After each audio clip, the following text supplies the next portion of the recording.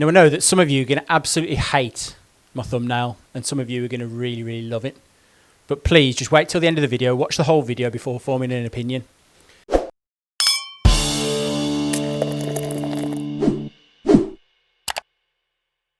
Because the thumbnail was actually clickbait. And I just wanted to demonstrate how easy it is to inspire a reaction in people. Whether it's an image like the thumbnail, or if it's a statement that somebody's made, maybe a celebrity, or it's an opinion somebody's given, somebody kind of in power, somebody important. It always inspires some sort of emotional response. And that's how easy it is to plant a seed or create a narrative in the minds of people. And I think what's happening at the moment around the world, but more so in the Western world, where we've enjoyed a lot of freedom, free speech, free living. What's happening at the moment is we're seeing kind of a power grab from the ruling class. And to put it bluntly, they think that me and you are stupid. And that's what it boils down to. They think that we'll swallow any rubbish that they feed us, any story that they tell us, just anything that they want us to believe. They believe that we'll just have it and we'll just run with it and we'll accept it. And I think we're now seeing a grab of power, a consolidation of power, because I do feel that over recent years, the people in power, the ruling class, the ruling elite, whatever you want to call them, have felt that they've been losing control of the population, losing control of the people. Now, if you believe that they're in power to do best by us, then I'm sorry. Either you need to do a bit more research, you need to do a bit more looking up on what's happened in the past, or there's no hope for you, unfortunately. Because the people the politicians in power, governments in power, they're only there to rule over us and to protect their interests. They're only there to protect the money that they're personally making. And so I think with the growth of the internet and the growth of communication through technology and free, fast communication, they've just felt that they've lost control to an extent. They think that's why they believe that's why Trump was voted in. They believe that's why Brexit happened. Because the people, the stupid, dumb plebs, the people down below, the working class people, the majority population, that they're obviously too stupid to understand the message that we're trying to give to them. And that's scary. That's scary that these people think that the general population's stupid and not believe it, because they've got this access to free information now. They're not forming the opinion that they're allowed to form. It's madness. It's really, really madness. So I'm just going to lubricate the whistle a bit.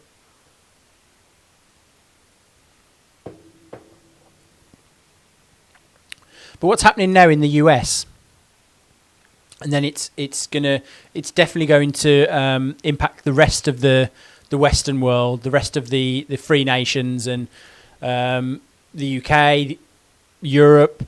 It's going to affect everybody what happens now, because what's happening there is a little, for me, is a bit more sinister. I follow it online. I mean, you can't not follow it. It's everywhere. But it's getting a bit dark now. It's getting a bit kind of authoritarian. It's a bit weird.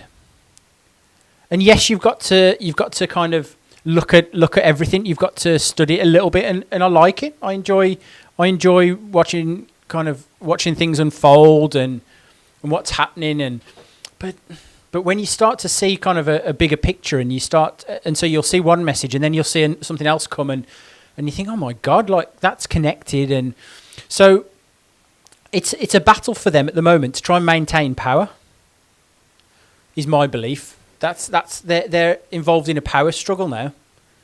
They want to put the chains down again, to stop people from, so they can't, because there's free information. Okay, that's fine. They know they can't put that genie back in the box. Genie back in the bottle. Now, so the idea is to ramp up the control rhetoric, like how dare you speak out against us, and that's the sort of thing that happens in China. So I'm going to get into it a bit more deeper. Like, I've just scratched the surface a little bit there, but it does seem a little bit. It's taking a bit of a sinister turn. And the root of it, the root of their control strategy, and this is something that you've just got to open your eyes and you've just got to just see it happening and recognise it and identify it and make sure that you're ready to not just take what you're being told. And their strategy is divide, keep us divided, and they will always have control over us. And so instead of having an emotional response when you see these things, like, question it yourself. That's the key. The key is when they say these people are bad, when they say these people are oppressed, when they say all of these things, like, just run it through your mind and just say, okay, is that my experience? Have I felt that? And then square that off against some research. Go and have a look. What are other people's opinions? Genuine people's opinions. And see if they match up and see if it all checks out. Using your brain, not just what other people have told you.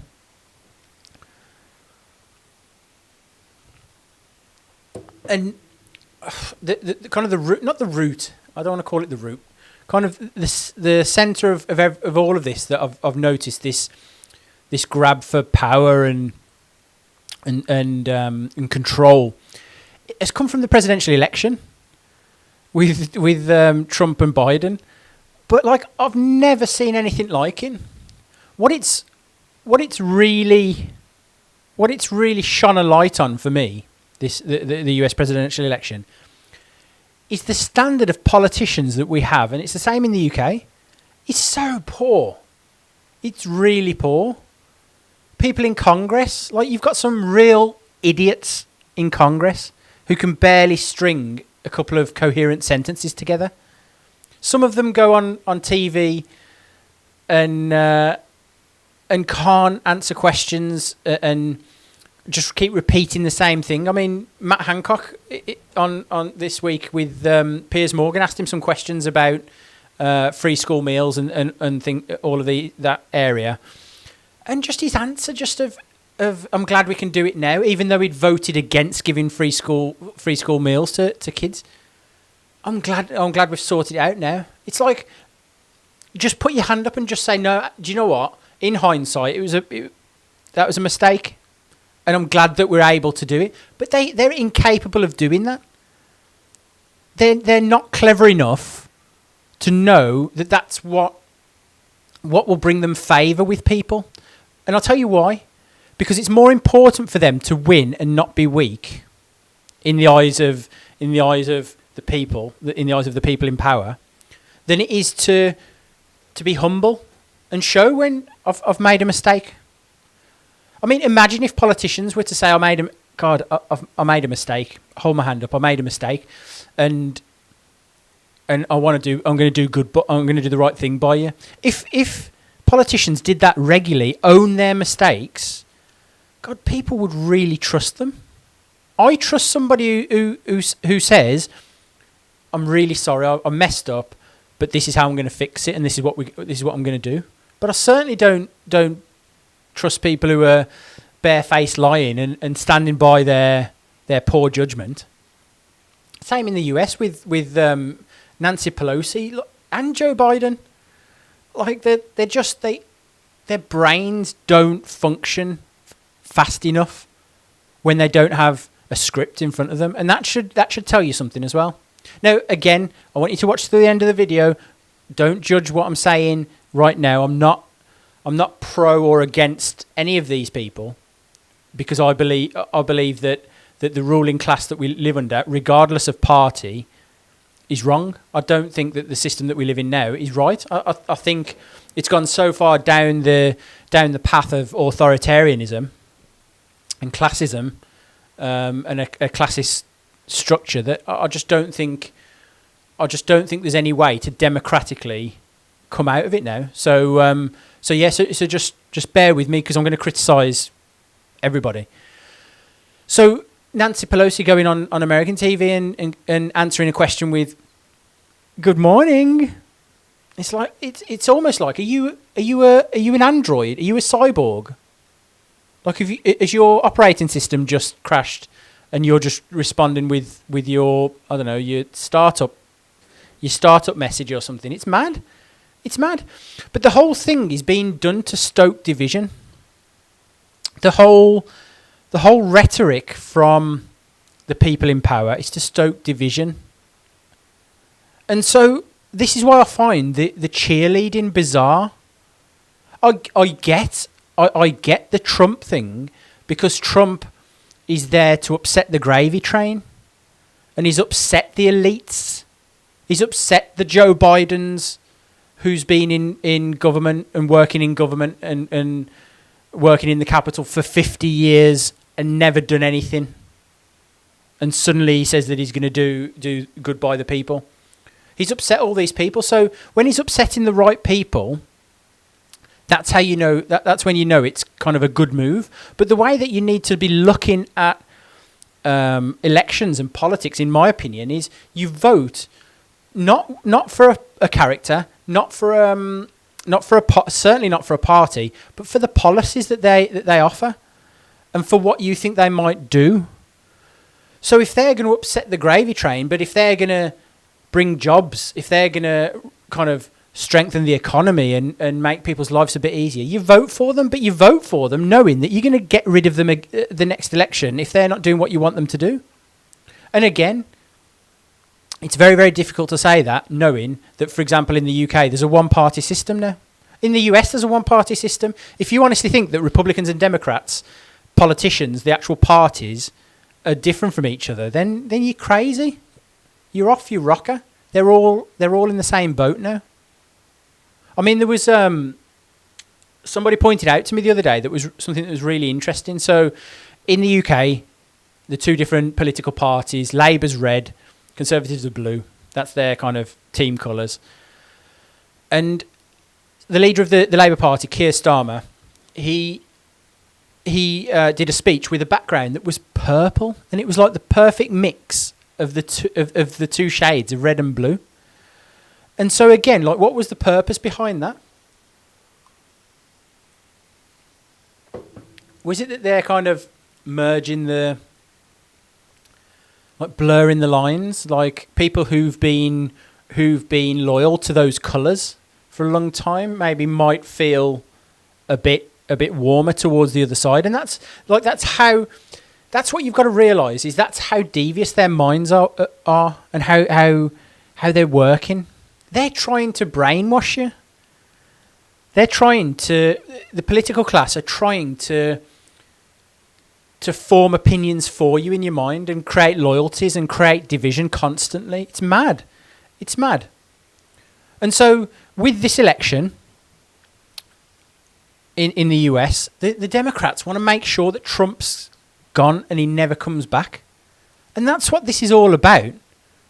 The people in power realised that they were losing control because Trump had got such a huge following base that they were about to lose control, and they couldn't let that happen under any circumstances, and they needed to win regardless of how they won.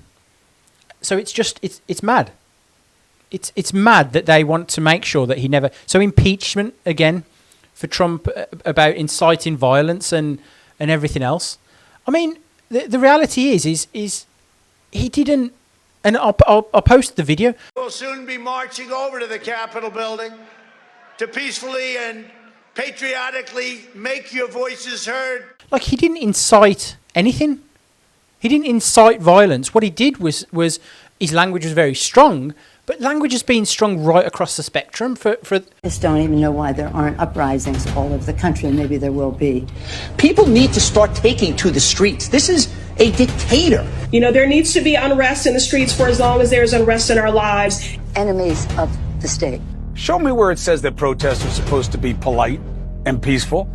Do something about your dad's immigration practices, you feckless. When they go low, we kick. How do you resist the temptation to run up and wring her neck? The biggest terror threat in this country is white men, most of them radicalized right up to the right. I thought he should have punched him in the face. I said, even if you lost, he insulted your wife. Yes. He came down the escalator and called Mexicans rapists and murderers. He said, well, what do you think I should have done? I said, I think you should have punched him in the face and then gotten out of the race. You would have been a hero.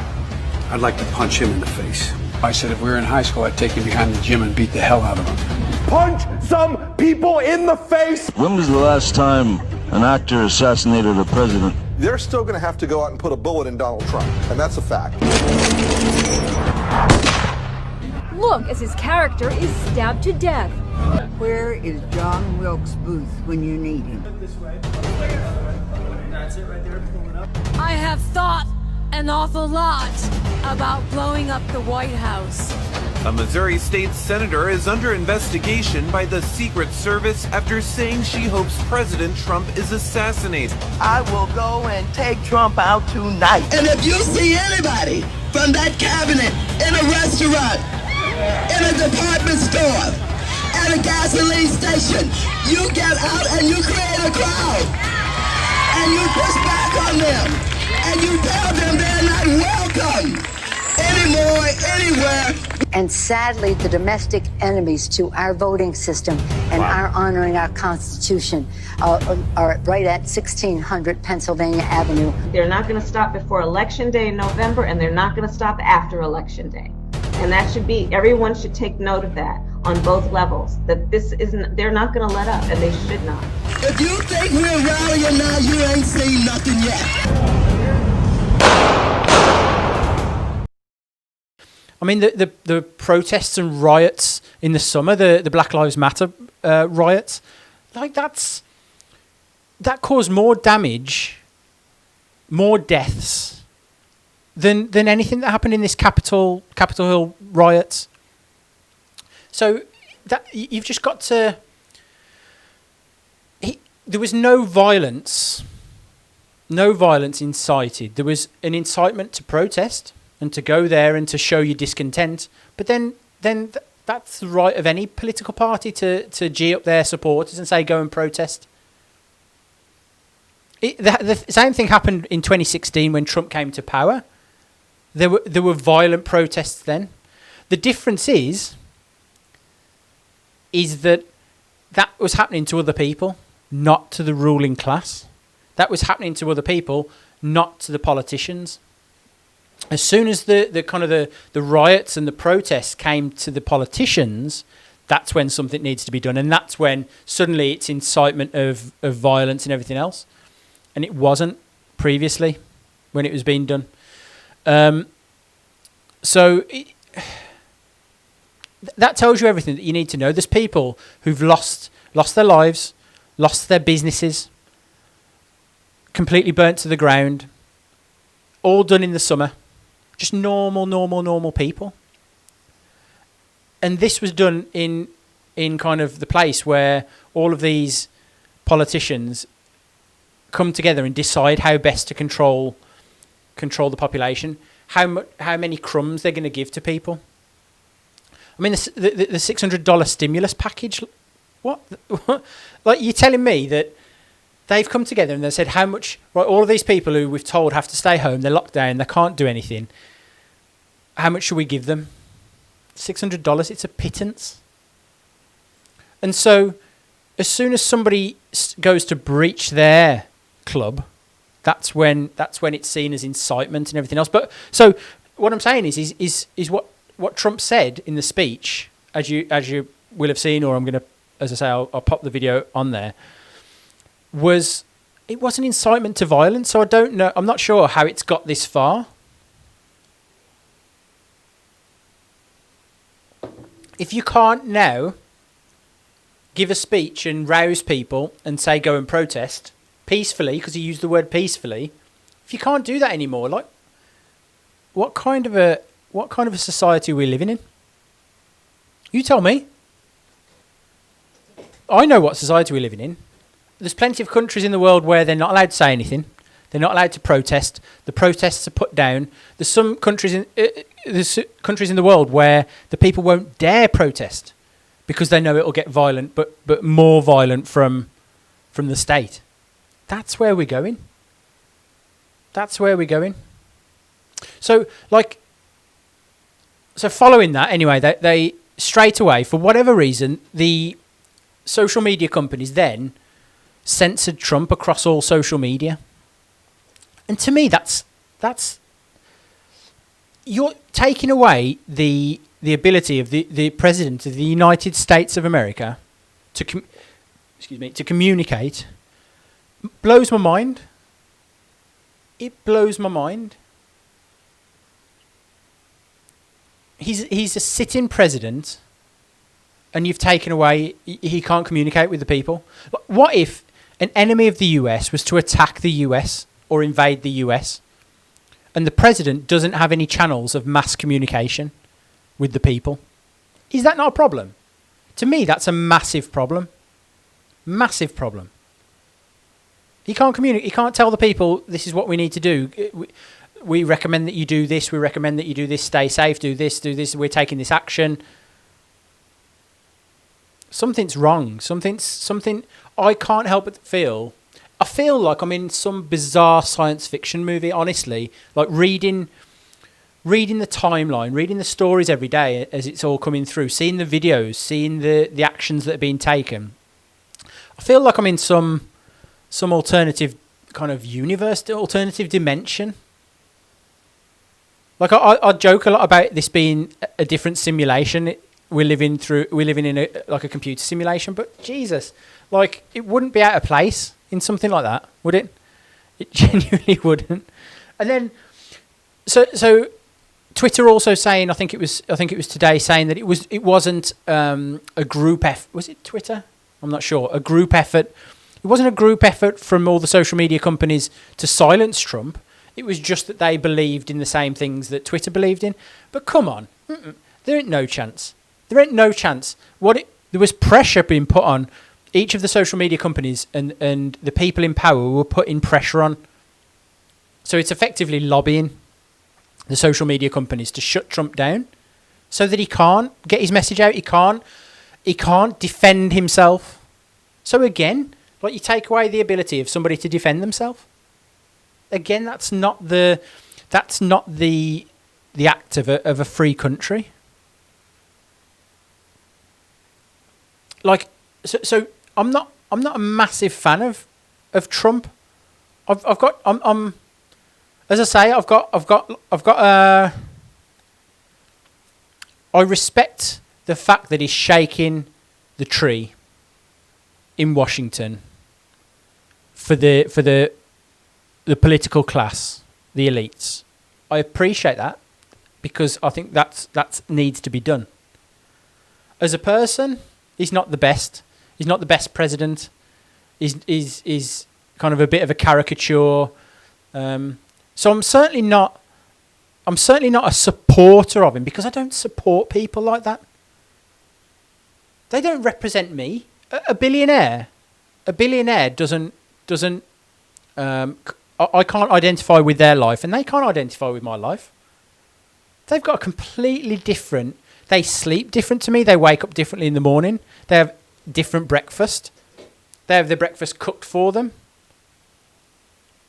Like they don't eat Cheerios, for a start, or Cocoa Pops, because those are my daughter's cereals, so I'll sneakily have a little bit from time to time. Their life is completely different to mine. They don't need to lock down and stay in their house. But so I don't identify with them, and so there's no way that I'm not supporting any of them. All I'm doing is seeing it as a landscape and seeing kind of what's going on as a whole. And that's what's worrying and scary. Because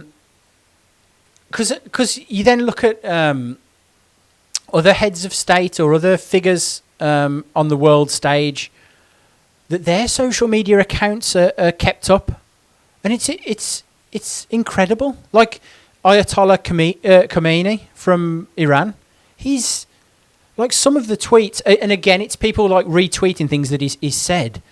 And some of the things like wiping out, threatening to avenge the death of Soleimani that was ordered by a strike by Trump, avenge the death, and Trump's days are numbered, and then saying that the only way to deal with Israel is to wipe them off the map, and they'll be looking to do that. And all of these things that are real incitements of serious actions. So not just violence, but incitement of killing and destroying and things like that. It's really deeply troubling. Because the platforms must be looking at these people, these other accounts, and making a judgment that they're okay to stay there and say what they want to say. And that's what's worrying. Because why? Why Trump? When there's worse out there. Either they support these other guys, they support Khomeini, they support China. Either it's that, or it's a thing. It's targeted about the US and about taking back control of the US because it's Trump, and then the rest don't really matter. So those are your only options. There's no other option. Like, tell me, you give me your argument. If you disagree, give me your argument in the down in the comments of as to why they allow these other people to stay there. And again, I'm not against anybody. I'm not against the people who are arguing against Trump. What I'm saying is stop with the cheerleading of your team, because it's not about that. They're part of the same team. You don't if you genuinely believe that there's some magical property of the political part of this political party that you support, you're completely missing the point. They're playing a game with you. So I don't know. Yeah. I mean, I've seen some. So when people bring up saying, okay, in the summer the Black Lives Matter protests that became riots and everything else, I've seen people saying, yeah, but they're different causes. So that doesn't wash. It doesn't wash. It doesn't matter that they're different causes. A protest is a protest. So you don't get to decide which cause is better or more peaceful. Because here's the thing: if the state and if the people in power, again the people who rule over us, the media, if they're telling you how you can protest, and if they're telling you that it's peaceful or that it's not peaceful or it's allowed or it's not allowed, then that's not really a protest. So protests don't get preferential treatment. And they don't, the people in power, the media, don't get to decide how a protest is done. But it needs to be fair across the board. You need to be saying, well, if this is okay, so is this. If burning down buildings, so is burning down the Capitol. If that's okay, that should be. I'm not saying that they should either. Any of this should happen because, but what I'm saying is it's got to be a fair thing across the board. But what I'd also say is the difference between the Capitol riots and the riots in the summer. They were both similar causes in that both groups of people were disillusioned, were feeling that they weren't being listened to, and felt they had to take action. So in that sense, they've got a lot in common. These two groups of people have got loads in common, and they just don't realise it. But the difference is that in the summer, when all these cities were burned down, it was innocent people's businesses that were burnt down. So people need to start kind of taking stock and realising what's important and what's not important. Because I get that. So for the Black Lives Matter protest, I get the reasons behind it. But people need to realise, like, if you're just attacking businesses because you feel that your community is disadvantaged, it's not those people's fault. It's the people at the top. So you need to be turning your attention to the people at the top. You need to be taking the fight to them, not on your fellow citizens, not on the people around you. And if you believe it's something to do with skin colour, then you're mad. If you genuinely think that today your life is made hard due to skin colour, that's not the one. That's not it. That's not it. That's what they want you to believe. That's what the people above want you to believe. They want to keep us divided. That's what they want. That's what they want. And that's what people are ultimately being kind of being fed. It's the narrative that people are being fed. And so I mean, like I say, it's when people protest, it's to do. You have to make a noise. You have to do something. If you stay behind a picket line to protest and you just hold up banners, nobody's going to listen to that. Nobody's going to worry about that. But it's only when you start making noise that things really change. But I do, as I say, my perspective is don't smash up people's businesses, people's property.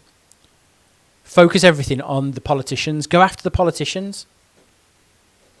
It's not those people's fault. So, I mean, it's like when you go after the politicians, anything that disrupts their pantomime that they're putting on, their play, and everything else that they do, that's when they listen. That's when they take action. So after the Capitol riots, there's a lot of hard action being taken, but the hard action is because they still feel safe that the population's divided. That's what they're focusing on.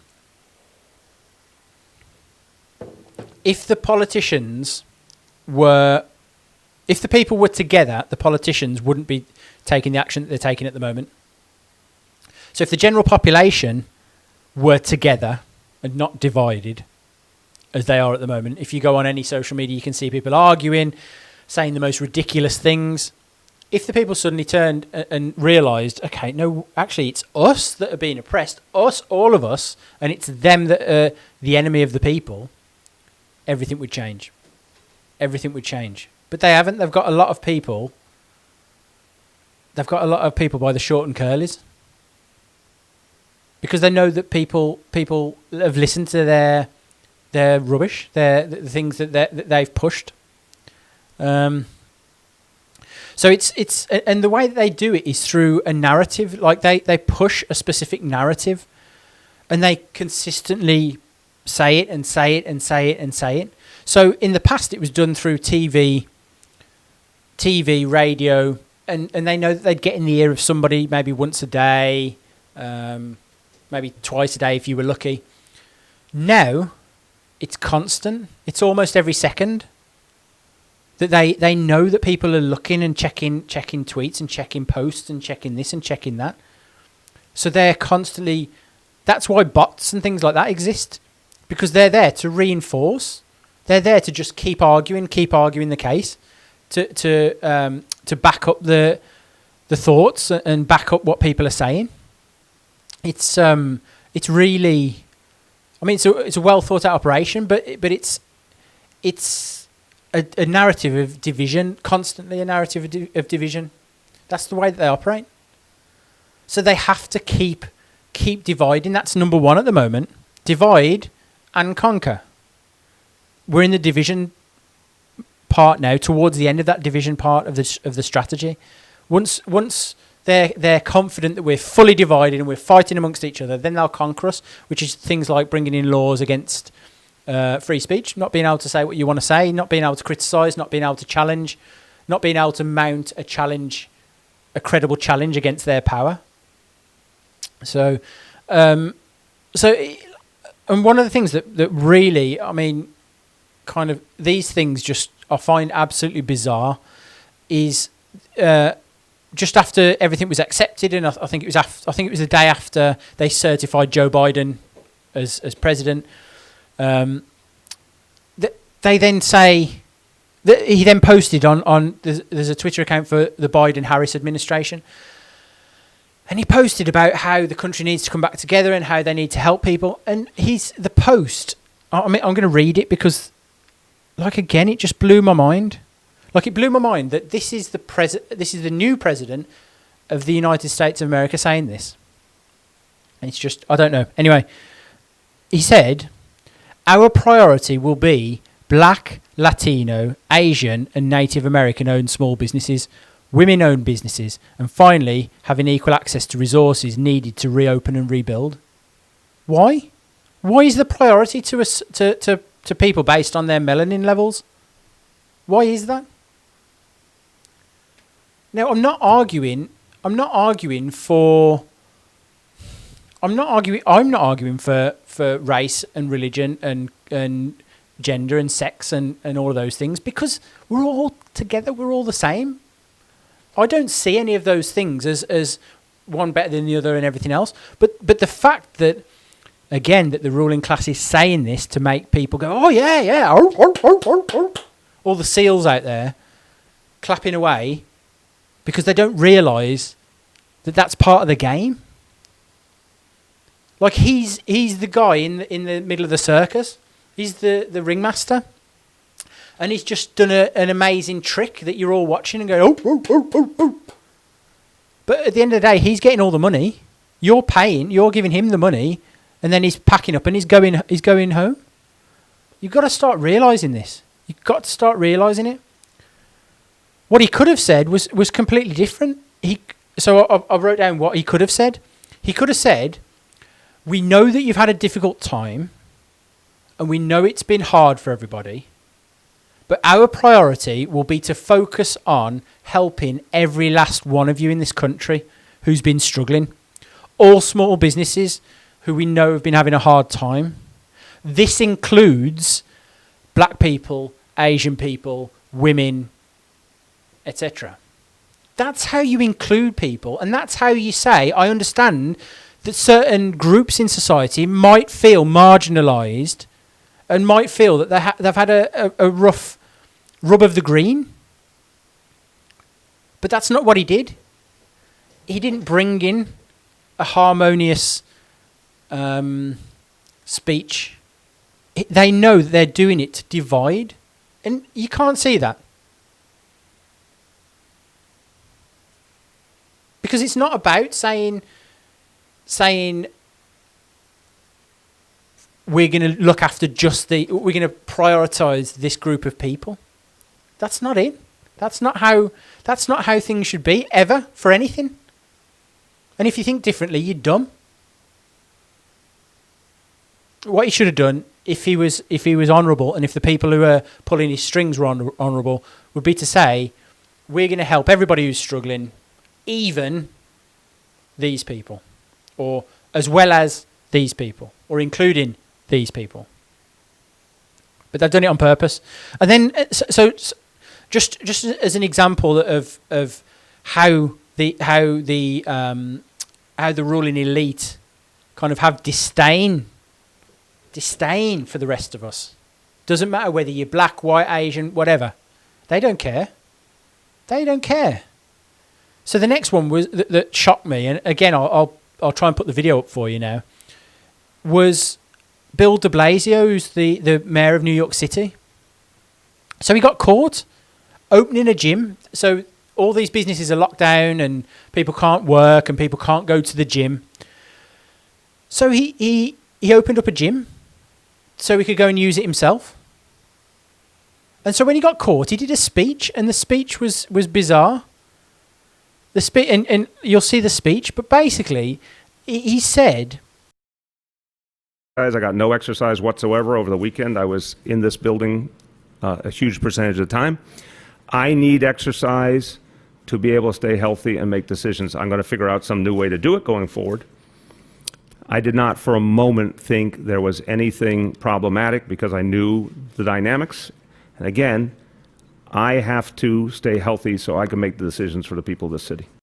I need to exercise to stay healthy and make decisions. I didn't think there was anything problematic because I knew the dynamics. What? I can't say that. You can't say that.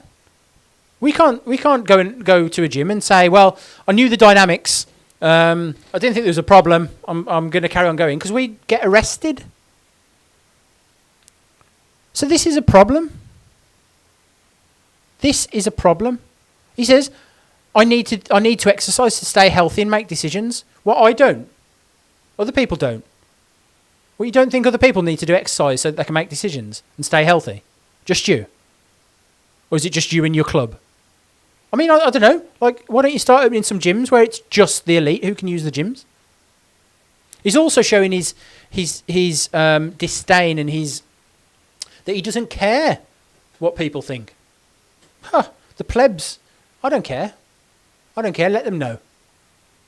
Again, instead of him coming out and apologising and saying, "Look, Matt, it was poor judgment.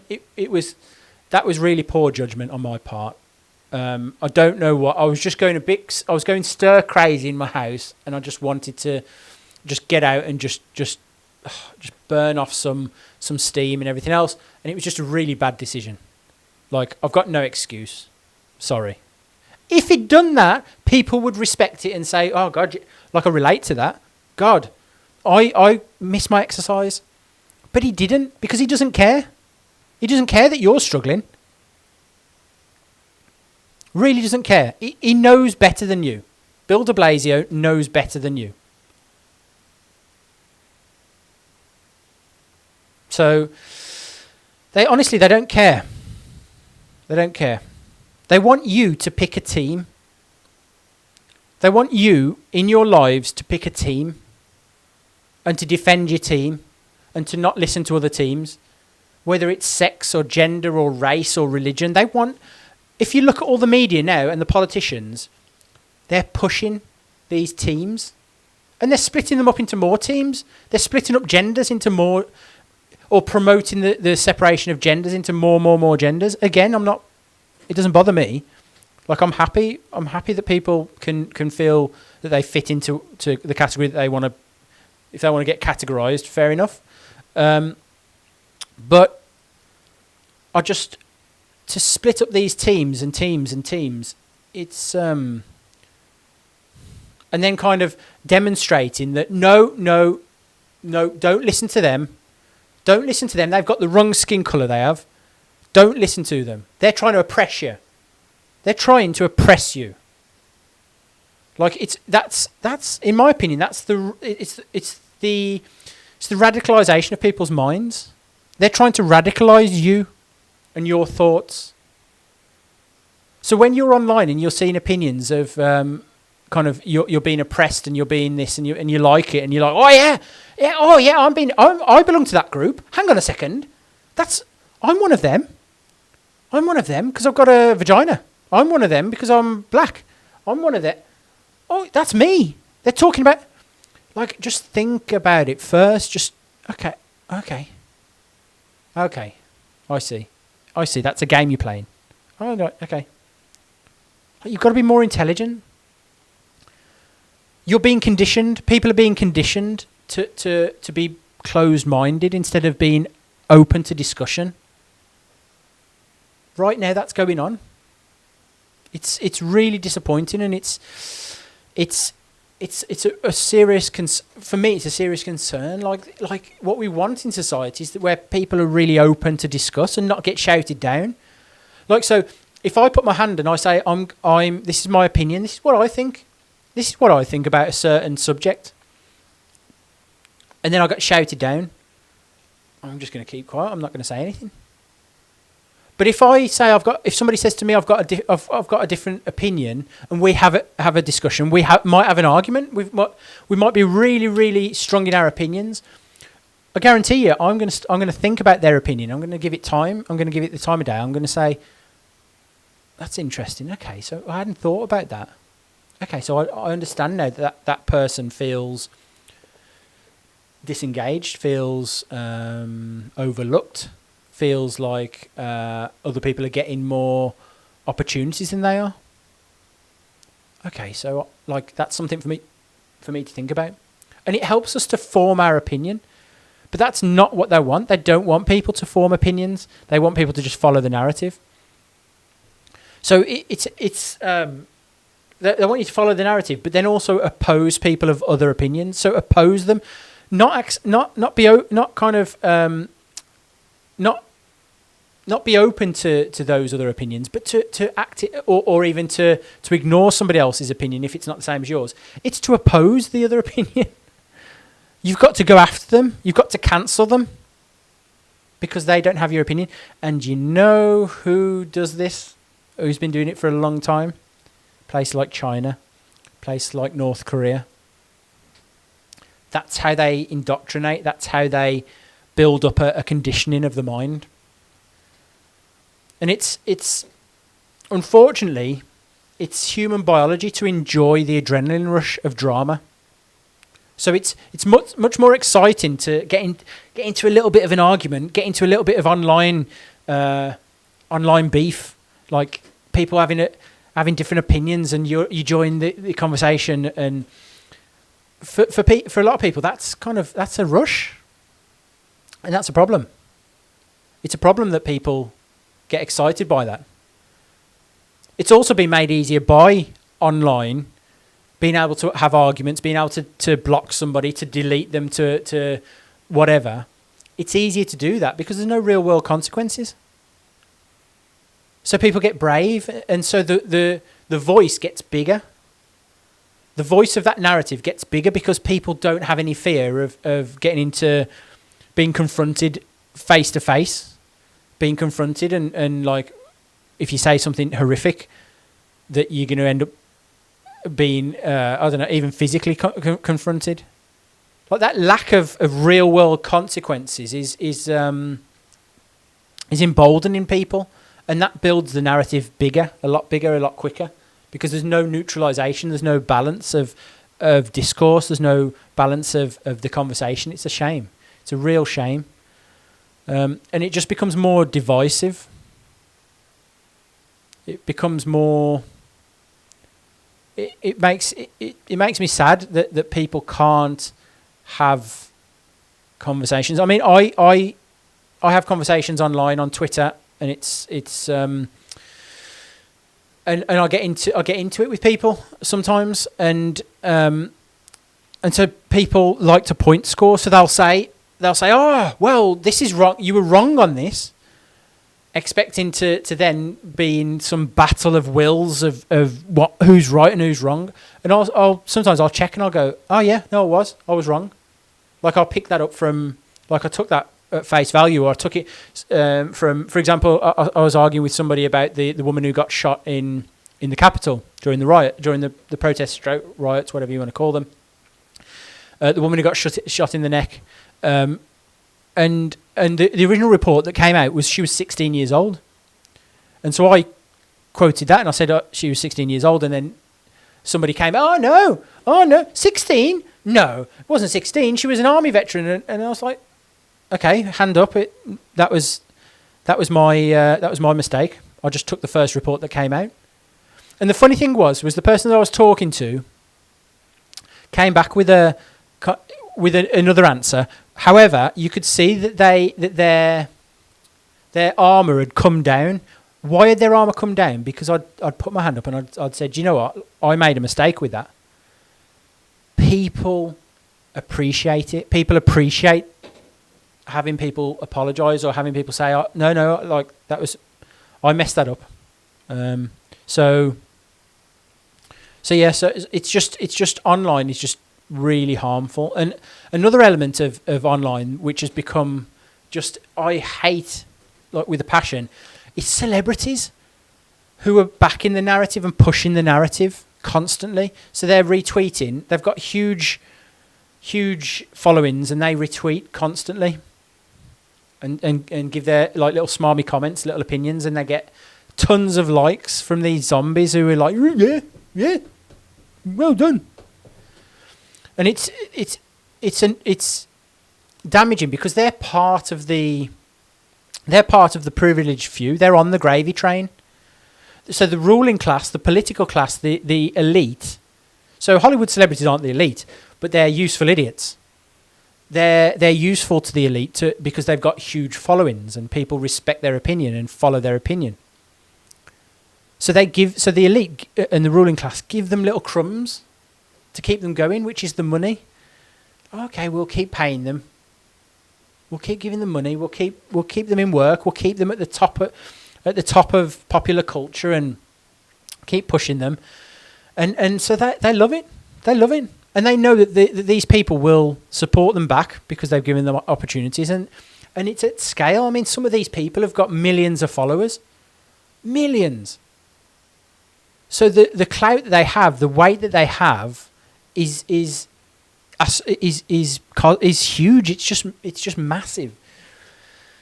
And so I hate it. Like my thing has always been like for celebs who are known for a certain thing. If you're an actor, stick to acting. People enjoy having that fantasy of having the fantasy that you give, but leave the political stuff out to your followers and everything else. Because you're part of the problem then. You're part of that elite and non-elite, haves and have-nots. And these rules don't apply to celebrities apparently. A good example is John Leguizamo, who's a Hollywood actor. So he's one of the people I follow. So I followed him on Twitter because I like the guy. I liked his movies and I liked a lot of the things that he did and the Colombian connection that he was born in Colombia, Colombian parents. I don't know, his Colombian heritage. And so he's pushing narratives and he's doing it in a really childish way and now he's pushing the cancel culture, the get rid of the people who aren't on Team Biden-Harris or don't support the things that they support. And he's really pushing that, celebrating people getting thrown off planes and all these things. And then he posted recently, on my way to London to film his latest movie with a mask on a plane. And at that time, London had just been announced to go into full lockdown again, where people can't work, business is shut down. And he's going to London to work. And the crazy thing about it, so I replied to him and said, look, this good luck with that, because when you get to London, it's locked down, nobody can work. And I got replies telling me that actors can work, people in the arts can work. It's like, this isn't an even playing field, is it? For anybody. If you're in the club, you can work still. If you're in the club, you can still go to the gym. If you're in the club, you can still go and get your hair cut like Nancy Pelosi. If you're not in the club and you decide to go for a coffee, walking with your friend, doing exercise, staying 2 meters apart, you get stopped by the police now, like they did in the UK. Do you get it yet? It's not. This isn't built. What's happening at the moment is not being built for you. It's being built for a few. Arnold Schwarzenegger coming out recently and criticising Trump and saying that it's illegal and he should be arrested and all of these things. Like, again, massive, massive, massive following, but again, part of the club. He's been the governor of California. That's why these people are saying it. Not because they're looking after you, but because they want to protect their interests. That's all it is. That's all it is. But these people, Schwarzenegger, he's got so many people who respect him and followings and everything else that people will blindly follow what he says, and they'll just adopt his opinion. And that's not healthy. It's not healthy. I mean, there's other people who won't want to criticize him because he's Arnold Schwarzenegger. Because I've watched him in Terminator 2, one of the best movies ever. I've seen him in all of these different incredible movies. Conan the Barbarian. But ultimately, they're just people. They're just normal people, but they're people now who are taking the piss. And it doesn't matter who you are. You're not going to take the piss out of me or out of the people with me. So just think about what these people are doing. and the reasons behind it.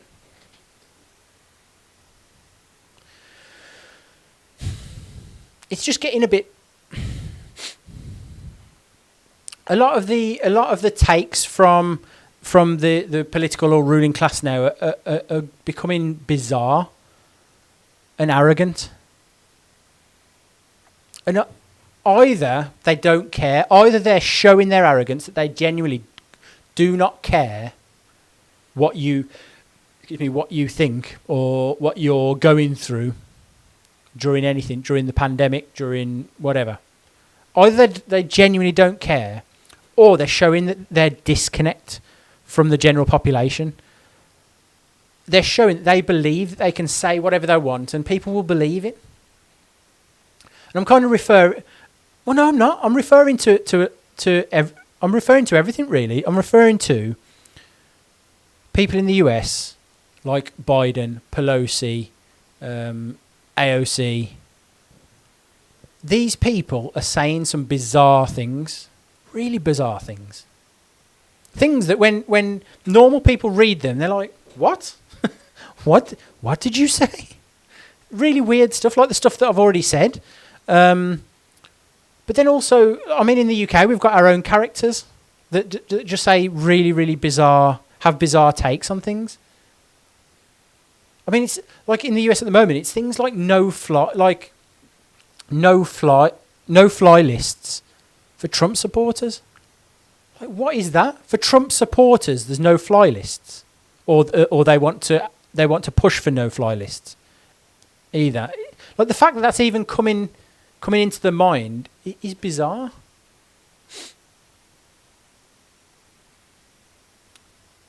Because they're trying to push the narrative that this is way more than it actually is. Like, this is a large portion of the population, the US population. So these people aren't extremists. You can't say that they're all extremists. All groups have their extremists. But you can't say that 70 million people are extremists. You can't. But the elite can, because that's what they want you to think. And so they want to back it up with things like no-fly lists. Well, if they're on a no-fly list, they must be real terrorists. Wow. Okay, I didn't think about that. Re-educate. I mean, I don't know if anybody saw the... there was a video by Project Veritas, who's like almost like a WikiLeaks whistleblower platform, where media company. I don't know. Anyway, they get leaks of things that have been said and recordings and everything else, and so they normally recording so they can show people what the ruling class are saying, people are saying, politicians are saying. And one of the things that this guy was saying, he was like the CEO, maybe not the CEO, he was somebody important at PBS, the news the TV network in the US, and he was talking about re-education camps for the children of Trump supporters. It's weird and it's terrifying to think. He said that if Trump won, he would take away, and I'll whack the video on now for you. And when Biden wins, we'll go through all the Republican voters, and Homeland Security will take the children away. How about that? And we'll put them into re-education camps. Amen. In these times, which are unique, Trump is close to Hitler. What are we going to do if we don't like you? Go to the White House and throw Molotov cocktails.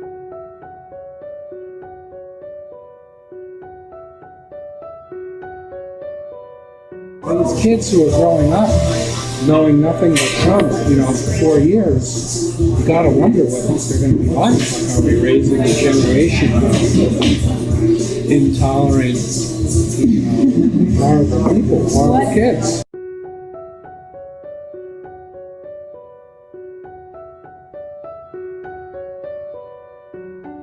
Enlightenment camps. Right. They're nice. They have Sesame Street characters in the classroom, and they watch PBS all day. I'm gonna go home and watch it. dumb. You know, most people are dumb. It's good to live in a place where people are, educated and know stuff. And can you imagine if you lived in one of these other towns or states where everybody's just stupid? What's great is like COVID is spiking in all the red states right now. So that's great. Why do you think so? Because either those people that come out to vote for Trump, those are red states, or a lot of them are sick and dying. PBS has like real news, but CNN doesn't have real news anymore. It's just a talking head talking about Trump all day long. I can't stand it. I mean, every once in a while I look at Fox News and it makes me want to throw up after 5 minutes. It's all this Joe Biden now, all that Joe Biden scandal, which is all made up. It's all ridiculous. And they are pushing it so hard. It's unbelievable. So do you guys just ignore it? Yeah. So he was saying that they would take away the children of Trump supporters if they won and put them in re-education camps. And you know where else they do re-education camps? In China, in North Korea. That's like the level of crazy that's circulating at the moment. It's really, really weird. And I feel like Biden is a bit of a puppet because the rhetoric's so weird, and you always watch him reading his teleprompter. When he's reading the teleprompter, it's all kind of he skips lines, he misses lines, he just stumbles, so I can't imagine that he's built this campaign and he's built these policies and he's there because he's been working in Washington for so long, and he just wants his name. He wants president in front of his name so that he can die happy, I guess. He's a member of the elite. And it's the same with Pelosi as well. Nancy Pelosi, the Speaker of the House, she comes up with some weird things as well. And the way she speaks, and she's got this like weird psychotic smile. I don't know. These are career politicians, and they've been doing this for a long, long time. You've got to notice that this is a control thing. They just want to make sure that you're under their control. Another bizarre thing recently: Twitter's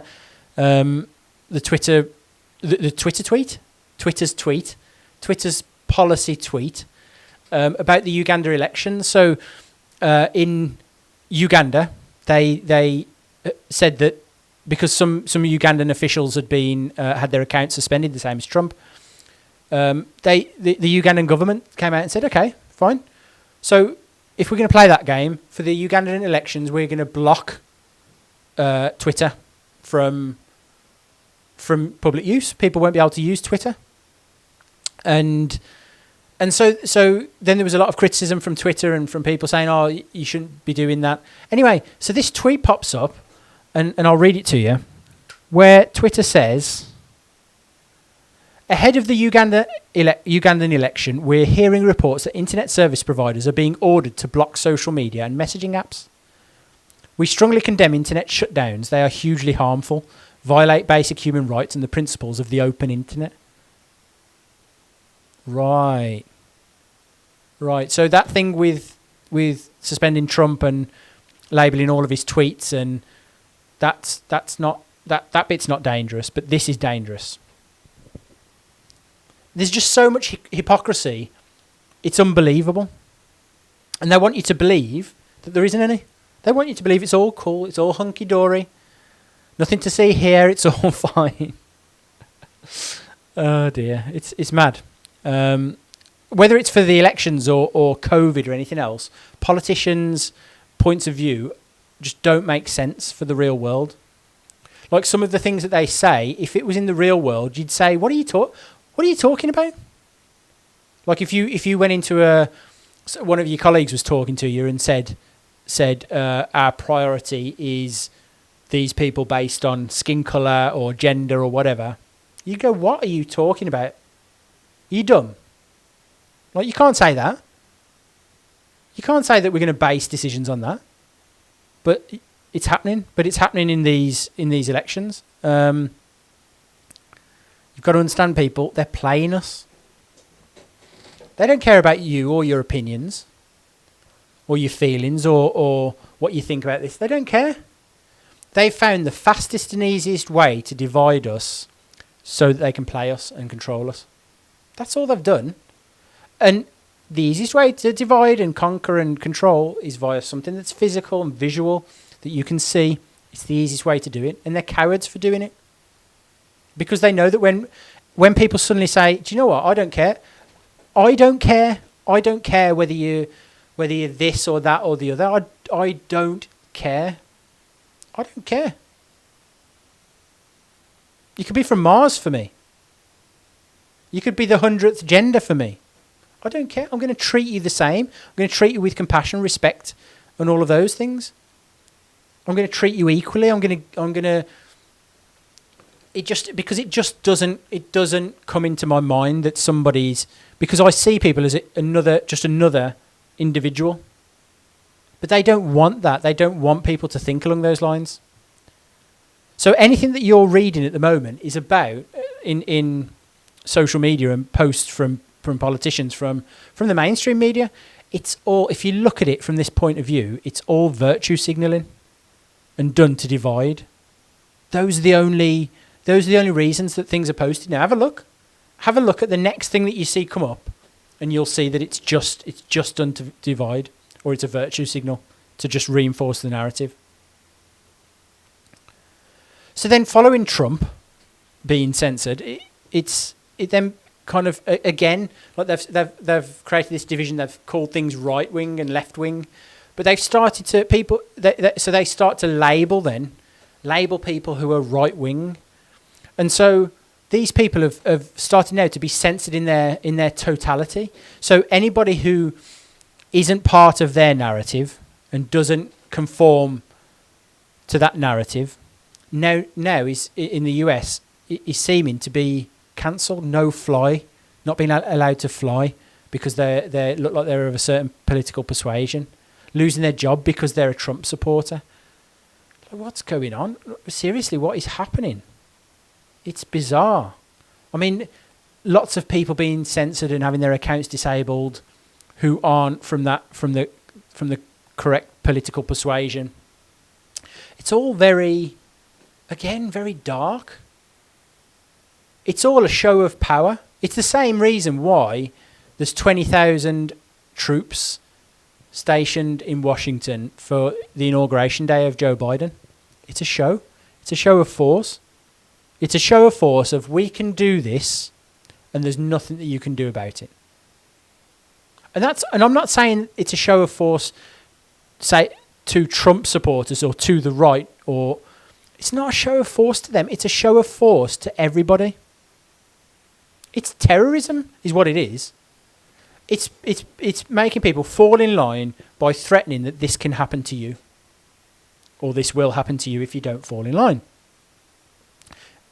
It's classic terrorism. So, like, one of the things that came up recently was that once Trump was censored and there was a lot of people complaining about it, there was a lot of people saying, well, it's a private company, so they can do what they want. Go and build your own app. So then Parler popped up, and then Google and Apple took Parler down off their app stores. Okay, so go and build your own website. Parler had got a website. Amazon Web Services took the website down. So I'm not a big fan of Parler. I do think it was very echo chambery. And the website was clunky. But I like the idea of having an alternative. I like to hear alternative points of view. So in that context, I like the idea of having it. I couldn't get used to it because it just wasn't user friendly. But I like the idea of being able to see other opinions. And so my belief in free speech, even if it's horrible or bad, is absolute. I believe in free speech. I believe that people should be allowed to say whatever they want. even kind of to a really, as long as it's not threatening violence or threatening somebody, even to like the most horrendous things, people can say those, because I like to be able to see what's out there, what dangers are out there, what dangerous people are out there. That's the thought process behind it. And I'm not saying that people on Parler were bad, because the majority of people were good, the same as any other platform. The majority of people were good, albeit maybe misguided with a narrative. But you've got to give people the opportunity. I mean, Parler wasn't this crazy far right website or app that where people were organising insane attacks and things like that. That's not what it is, or that's not what it was. I don't know if it'll come back. That's not what it was at all. But it's the same as anywhere. Maybe if it had bad apples, it had bad apples. But it's the same as anywhere. So again, if you look at Twitter's got some really horrible people on it. Ayatollah Khamenei threatening to wipe Israel off the map. Are you going to remove Twitter from the app stores? No, Twitter's not gone anywhere. So it's exactly the same, where it seems to be very one-sided. But that's all done to oppress one side and say to the others, you need to think what we think, or you need to think what we tell you to think, because if you consider going that way, this is what will happen. They need to be able to demonstrate what happens if you step out of line. Facebook, for years and years and years, and WhatsApp has been a place where jihadi extremists have recruited and groomed young people to go there from the UK, from other countries in Europe. They've set up groups and they've set up things where they can seduce and say how amazing life is in the caliphate, and Facebook hasn't done much about it. So yeah, it's okay. It's okay. What's a jihadi between friends? What's a jihad between friends? So it's just hypocritical. It seems to be very, very one-sided.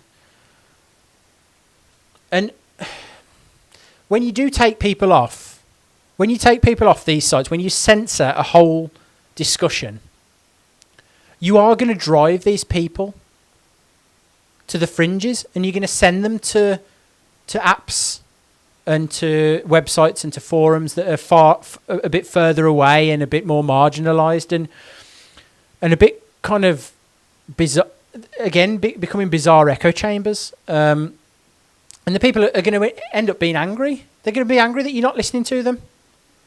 That's a major problem. When you're pushing people to the edge and you're censoring them and you're oppressing them and you're suppressing their opinions and you're pushing them to the side, and then they go to these other places and it can become an echo chamber then. I mean, that's how you get radicalisation and extremism, is when you won't listen to what people to people's opinions, and you keep censoring them, not listen to them, not give them a voice, take their voice away. And so they'll go to these websites and then they do become echo chambery, because there's no mix of ideas and mix of thoughts and opinions and things like that. And so then the other day, Gab, I don't know if you've seen the discussions about Gab, the website Gab and the app Gab. I'm not sure if it's an app. I don't think it's an app, because I looked on the app stores and again it's not there.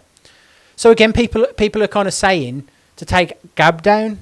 So I've seen threads on Twitter of people saying, okay, where are they hosted then? Because we need to work out how to take them down and all these things. It's like, really? Come on. Like, you're going to waste your time again, like following the narrative that's been given to you by the governments.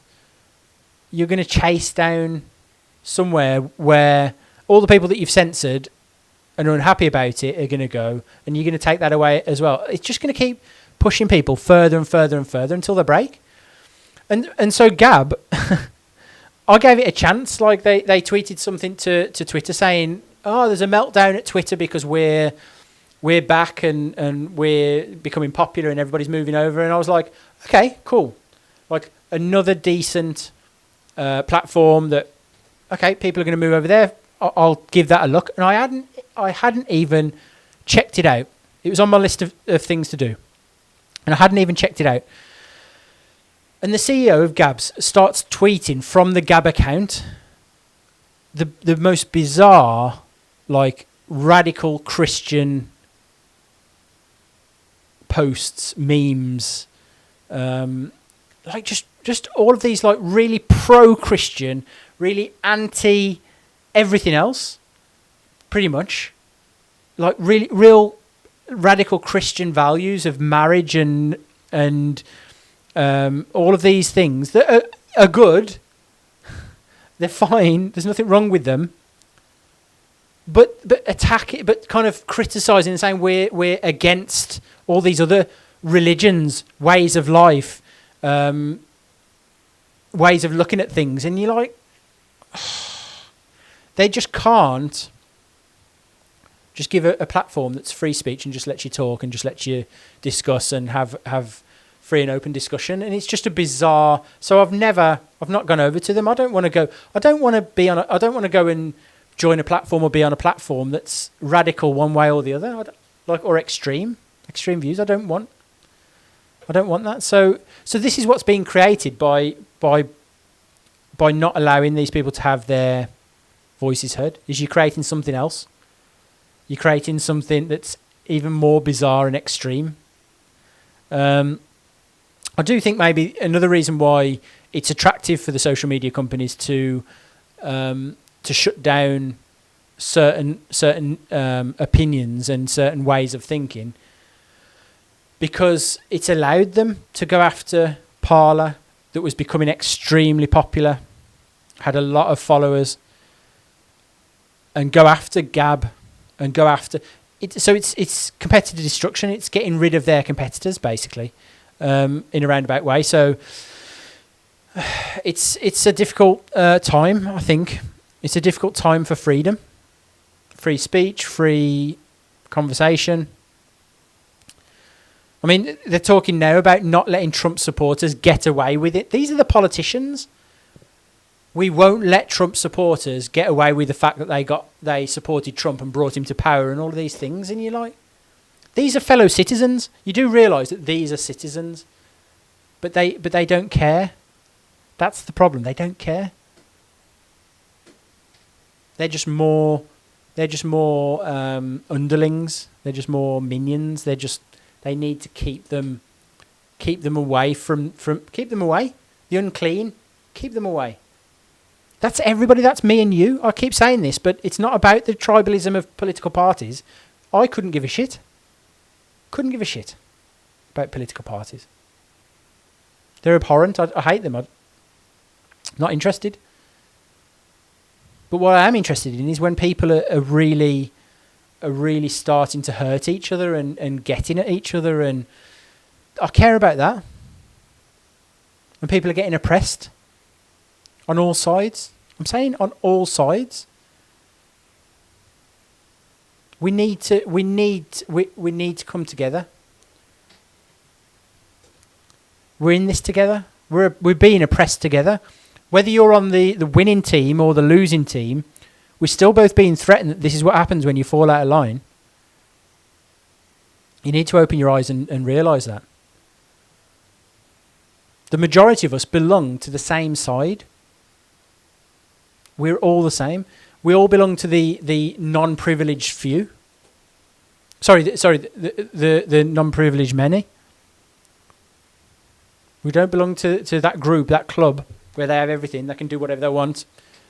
Lockdowns don't mean anything to them. Do whatever they want. We're all in this together.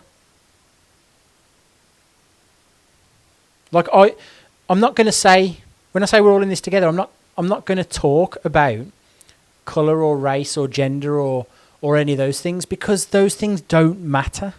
We're all the same. We're all the same. We all live very similar lives with very similar priorities. Family, love, putting food on the table, building a life, growing, progress, attaining goals, and I've travelled around the world, and one of the things that I lived with other people of other cultures, and one of the things you realise is that everybody's the same. Everybody's got the same. It doesn't matter what language you speak. Everybody has the same outlook on life and the same general outlook on life. Everybody has different opinions, but the same outlook of like family, having a partner, having partners, having children, not having children. It's all the same. It's all the same game board that we play on, but it's not the same game board as the people who rule over us. And I'll repeat again, like if you're a believer in the, I hate saying this because I don't want to help that division, but if you're a believer in kind of the what you're being told is like the left way of thinking or the Democrat way of thinking, what you've got to realise is that your brothers and sisters, this was the reason why they voted for Brexit. This is the reason why they voted for Trump. Because they felt marginalised, because they felt not listened to. Not because they were racist. Not because they were anti-trans or misogynists. None of that. It's because they felt marginalised.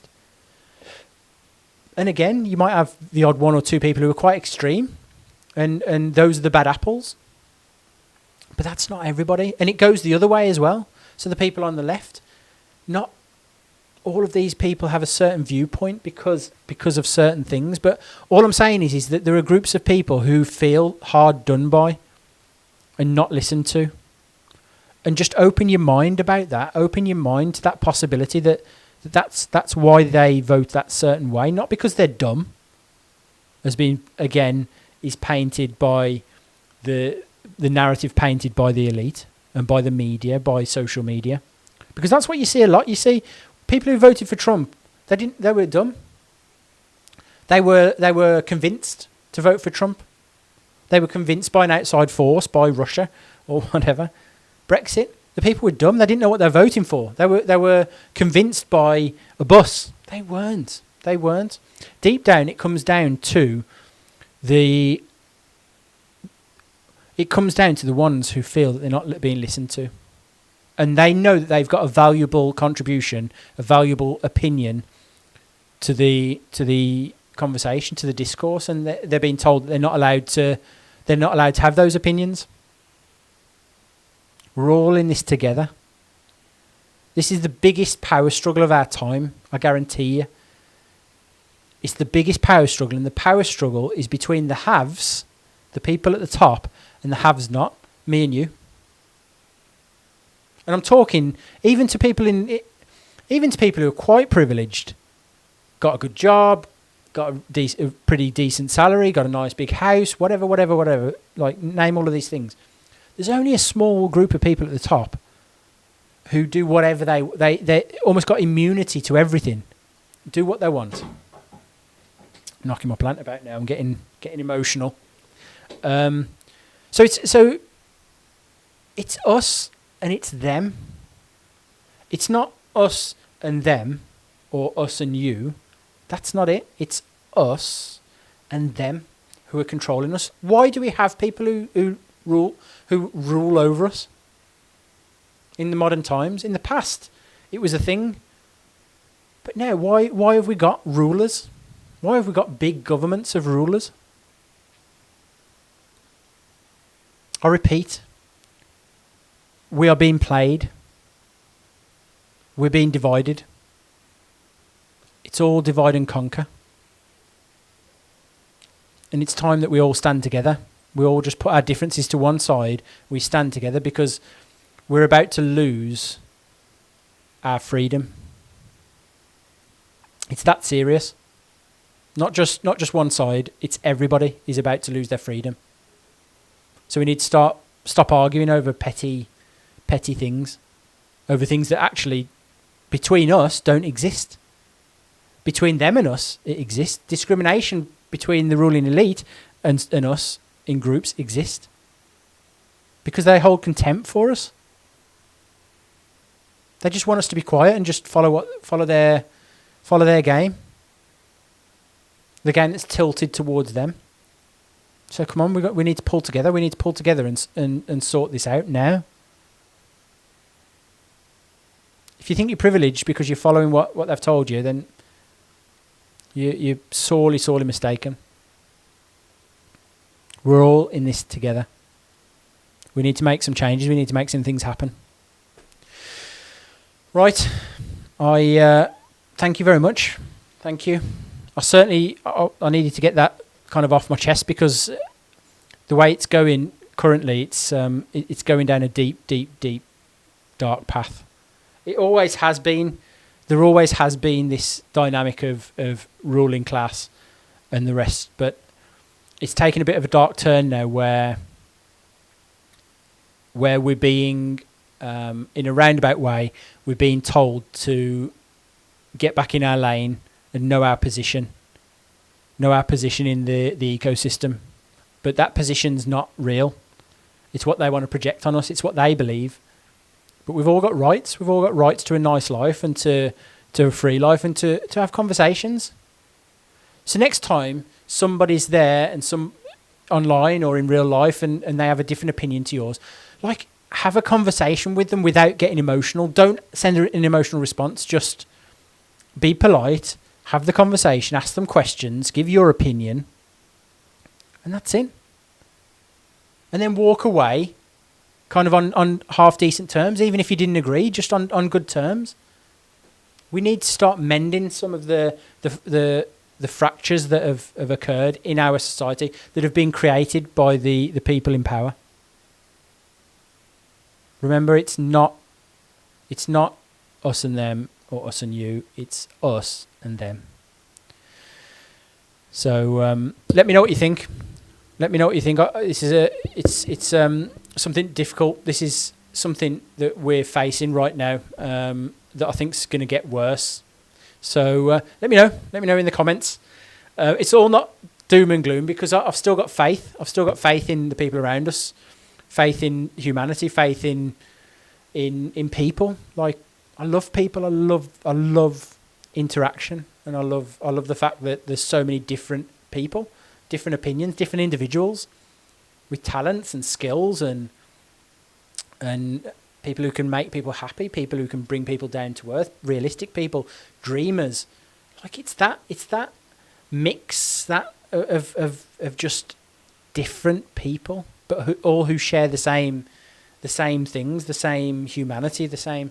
That's what makes being part of this species in this world magical. But it's just being disrupted by people who don't want that to happen, don't want that harmony. So let me know in the comments below what you think. Really look forward to reading them. Thank you very much again for watching my video. I really appreciate it. If you enjoyed the video, then please click the like button, subscribe and hit the little bell notification next to it so that you get notified every time I upload a new video. I upload every week on either a Friday or a Saturday.